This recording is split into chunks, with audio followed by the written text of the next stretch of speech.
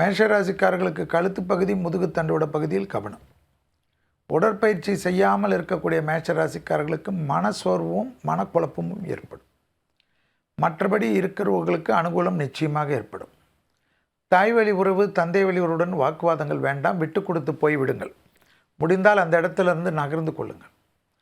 நீங்கள் எல்லாவற்றிலும் செய்து அவர்களுக்கு உங்களை தேவையில்லாமல் கேவலப்படுத்துவதோ மனசோர்வு அடைவதோ செய்வார்கள். குலதெய்வத்திடம் மானசீகமாக பிரார்த்தனை செய்து விட்டுவிடுங்கள். முடிந்தால் குலதெய்வ கோயிலுக்கு செல்லுங்கள். இல்லை குலதெய்வ படத்தை தினமும் தீபம் ஏற்றுவது இந்த காலகட்டத்தில் நன்மை. உத்தியோகத்திலோ தொழிலிலோ வியாபாரத்திலோ படிப்பிலோ நீங்கள் நினைத்த காரியங்கள் நடக்கும். அசையா பொருள் சேர்க்கை ஏற்படும். முதலீடுகளுக்கு குறைவு இருக்காது. எதிர்பார்க்காத இடத்திலிருந்து நல்ல செய்தி கிடைக்கும். தொழில் சம்பந்தப்பட்ட வியாபாரம் சம்பந்தப்பட்ட உத்தியோகம் சம்பந்தப்பட்ட இழுபறியாக இருந்த நிலைமைகள் படிப்படியாக மாறுவது கண்கூடாக பார்க்கலாம். யோக பலங்கள் அதிகமாக இருக்கக்கூடிய ராசிக்காரர்கள் மேஷராசிக்காரர்கள்.